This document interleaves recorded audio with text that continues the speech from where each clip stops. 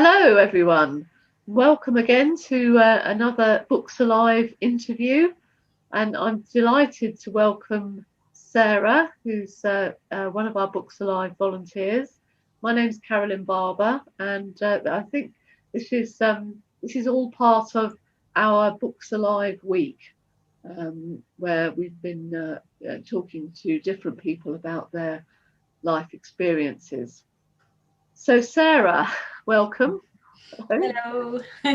Thank you for inviting me. I'm really pleased to be part of this today. Good. Thank you. Yes. So can I just ask you to start with, could you tell me about why you've chosen this particular book title? Yes, because so I've chosen the book title Dyslexia, and that's because I feel like it's a really important area to acknowledge the stigma and how detrimental that stigma can be to helping people achieve. And I think when it comes to any kind of learning difference, I think schools and stuff are better now, but certainly historically and in my time, which wasn't that long ago, I want to add, there was really limited understanding. It was a fairly new thing at school when I was growing up, and there's a lot of stigma even within teachers, and even now is experienced, and so I just really felt like it was important to talk about. Okay. Could you maybe just say, what is dyslexia? What does it mean? So dyslexia is a learning difference. So that means that we interpret language different sometimes. So tend to learn what words look like rather than the letters that are part of it. So one of the difficulties with dyslexia is you might look at a word and interpret it wrong, and that's because we're seeing patterns all the time.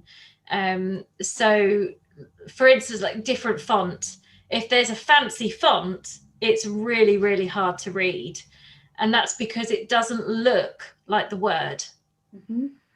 And when so sort of later in life, as I was starting my academic journey and trying to manage my dyslexia through that, I did a lot of reading about dyslexia, and some of the reading that I did talked about some projects that were done. I can't remember the country, might have been Germany or somewhere within Europe, but not England, where they help children with dyslexia by creating the letters of the alphabet in clay.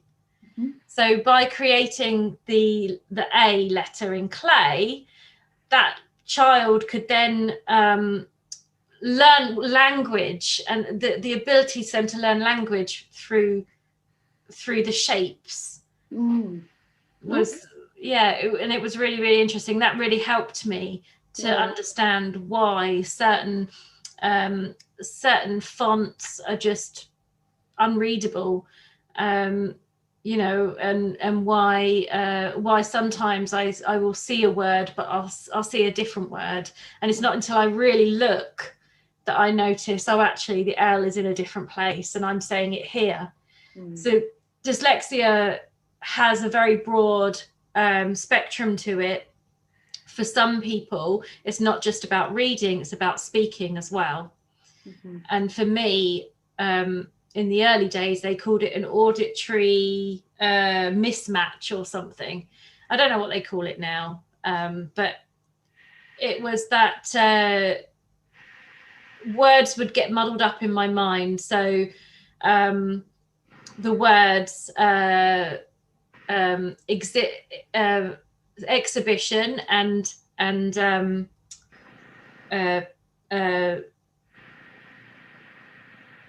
I can't even remember it now. There's different words get muddled up. Access and excess, for instance. Okay, yeah. So I had to learn that the A means enter, like coming into something, I'm accepting it.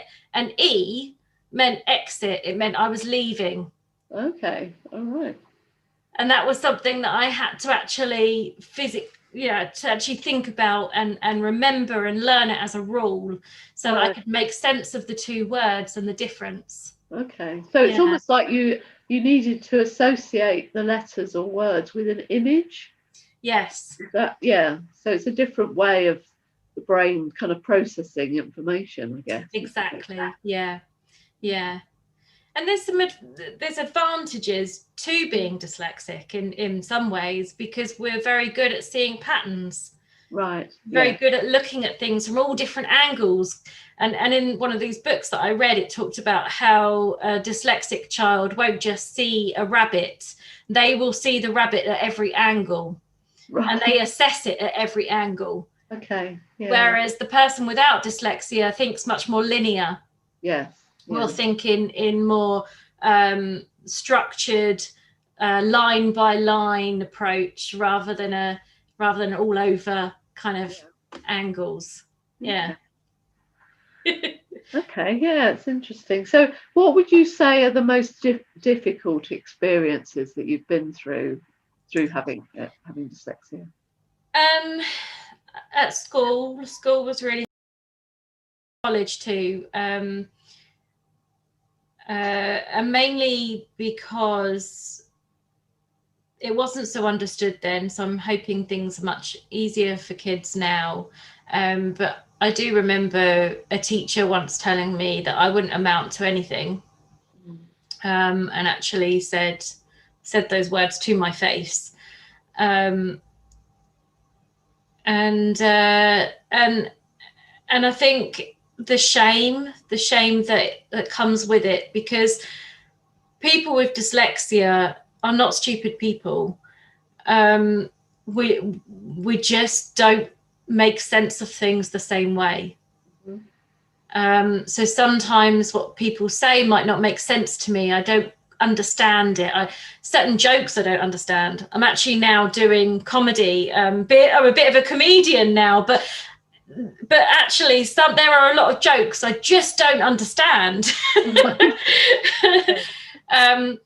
It kind of adds to my style, but it's so I think the difficulties, the hard bits, is the shame. Right. Yes. Yeah. And that actually blocks development, because I was so ashamed to admit that I couldn't understand, or that I didn't know why I had that word wrong, or I didn't know the meaning, or I couldn't see the difference in that word. That shame stopped me from moving forward. It stopped me from learning.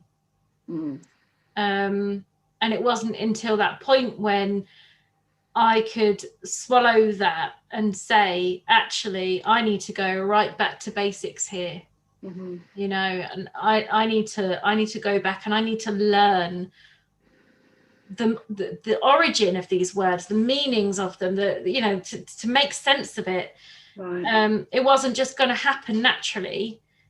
For most people just learn language. It just happens. A dyslexic person has to actively understand it. Yeah. Okay. So I suppose that's you've kind of answered my next question in a way, which was what have you learned the most from your experience? But is there anything else that you'd say you've learned? I was really lucky that when I was in my 20s, I decided to go back to college to do my GCSE. So I left without any qualifications at all. I actually left school a little bit early, because at those times you could leave when you were 16, and I was 16 in the January. So I didn't even take my exams. That's how, school was bad for me. I mean, there was other reasons too. It wasn't just the dyslexia, but I left without anything. And then in my 20s, I decided that I needed to get over this, and I couldn't keep just blagging my way through life, really, because there were so many barriers where I couldn't really read and write very well. You can get to a certain point in life not reading and writing, you know, but there comes a point when that getting by is not enough.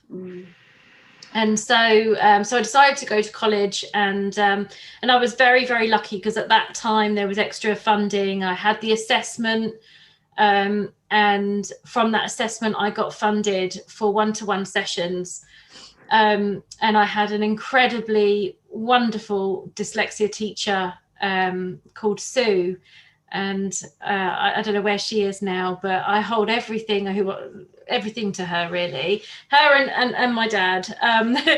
But she was amazing, because what she did for me was helped me not only get over that shame. I was in the right place to get over that shame, so that was partly timing.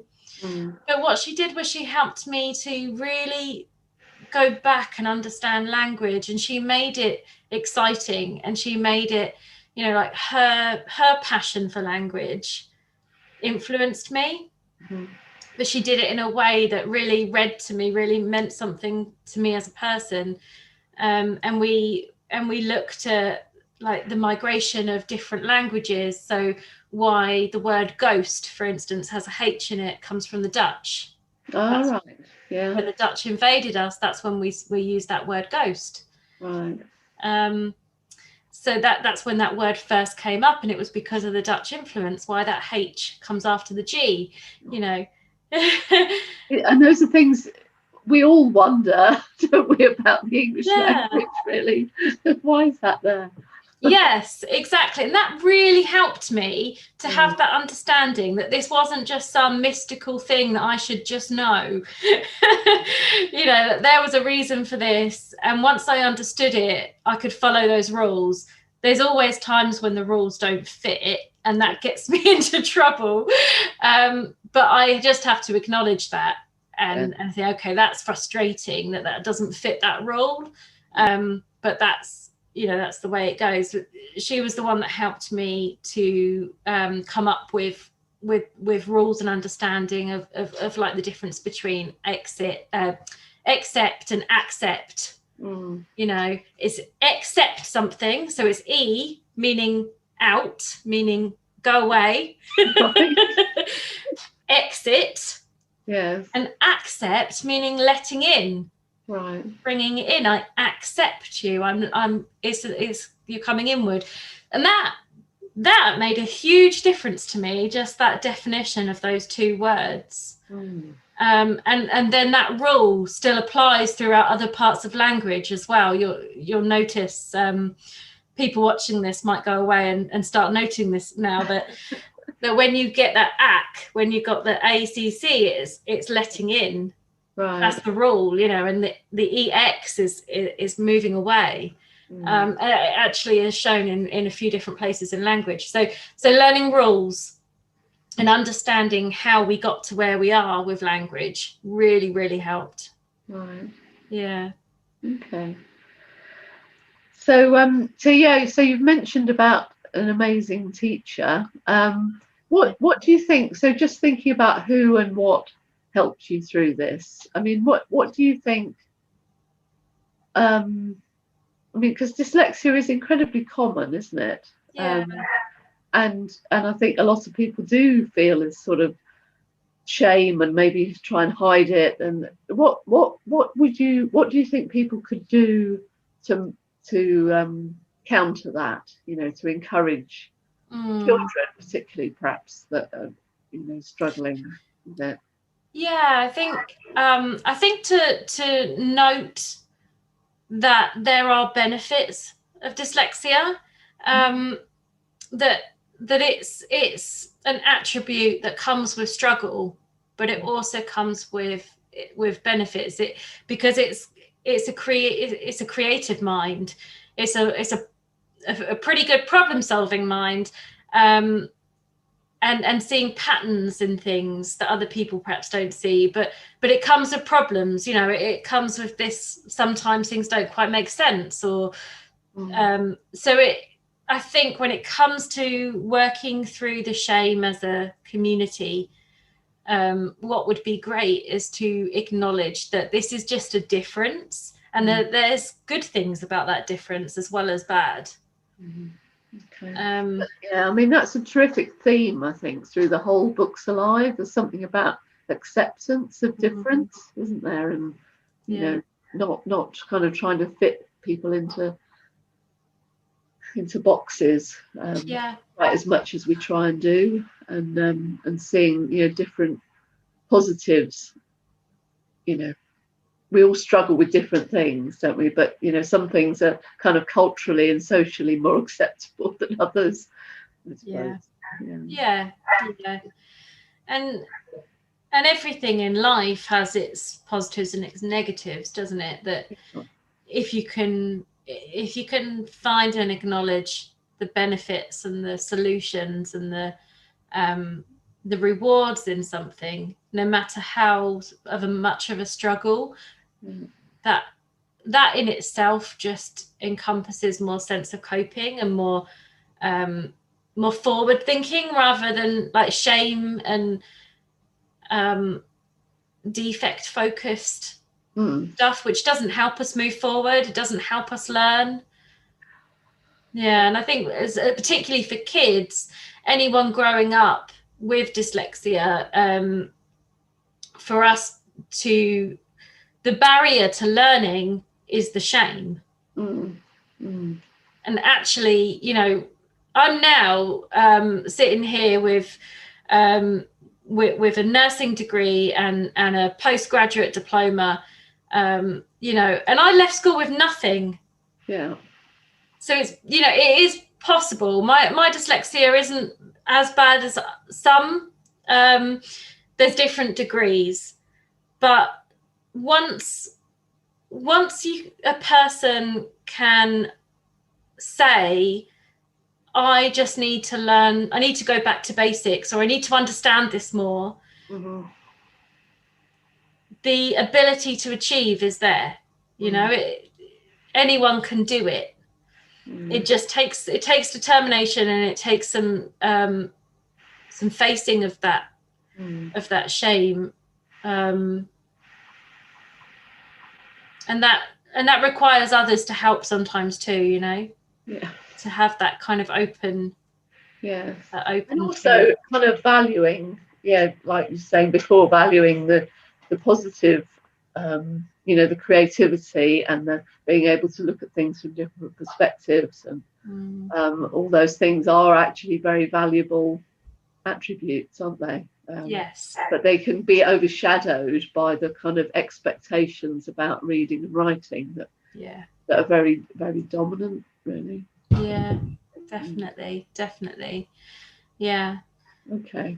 Yeah. Is there anything else that you'd want to add to what maybe for someone who was going through a similar experience? I think the only thing I would add is perhaps to the people who aren't going through it, to the other people, you know, the very academic people, and to say to them that because one of the things that I notice that I face sometimes in day-to-day life is certain people who are quite proud about language. Quite often they might be teachers actually who value the English language, and they want to maintain language to be you know, a really dynamic way of communicating. You know, the people who really value it. But I think for those types of people, they tend to pull people up on not using language properly. And you see it a lot on social media, where someone will point out a spelling mistake or a grammar mistake. And what I would say to them, those people, is actually in doing that, you're not maintaining language, you're maintaining shame. And in maintaining shame, you're actually having the opposite effect to what you want to achieve. What you want is language to be used correctly. And by pointing it out to a stranger on social media, you're actually stopping them from learning. Right. Because the shame is there. Okay. And once someone feels that they can't communicate effectively, or they feel that other people are making belittling them, making them small for that, they're not going to try and learn. You know, so yeah, I would definitely have that message to those people who say they really value language and they find themselves sometimes being the language police. Don't. Yeah, be the support person. If you know someone, someone, you know them well, you can say, you know, look, did you know you got that wrong, or do you want some help with that or something? That's fine. But when it's a stranger, it's doing nothing more than shaming them. To those who are going through it, I would say, don't listen to that. You know, don't just feel your heart and follow who you want to be, and go for it. Because even if you are like me and you left school with nothing, you can still go out and meet your goals and do the things you want to do. It just might take going back to basics. It might take being really vulnerable to someone who you trust, but you can do it. Yeah, and it's possible. Okay, well, thank you, Sarah. That was really interesting. Thank you so much for sharing your story. Thank you. We'll I'll see you soon. It's really great to have this opportunity. All right, bye then, everyone. Bye. Bye.